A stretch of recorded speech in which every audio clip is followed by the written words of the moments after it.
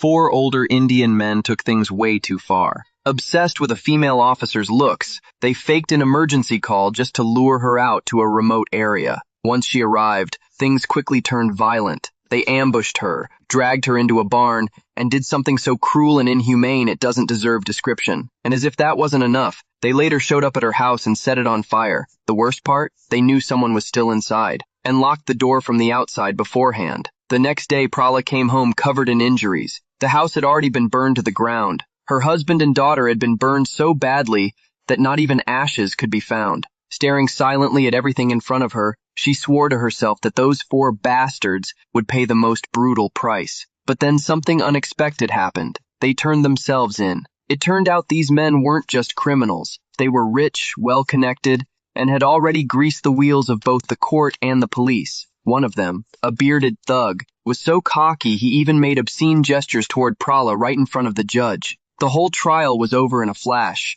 and unbelievably, they were sentenced to just 15 days of detention. And even that was too much for them. They didn't intend to serve a single day, so their lawyer stirred up a distraction outside the courthouse, and the four slipped out the back door without breaking a sweat. Prala instantly knew something was off. She cursed how rotten the system had become and swore again that justice would be served, one way or another. She reached out to her cousin, and the two of them set out to finish what the law wouldn't. But the scumbags had vanished. Desperate for answers, they kidnapped the female lawyer, hoping she'd talk, but she kept her mouth shut. Prala wasn't in the mood for games. She pulled out a nasty-looking set of tools and made it clear she wasn't bluffing. It didn't take long before the woman broke. With fresh intel, they tracked down the bearded one first. The second he saw Prala, he bolted, but the booze in his system betrayed him, and he hit the ground hard. Gulra didn't hesitate. He grabbed a brick and charged.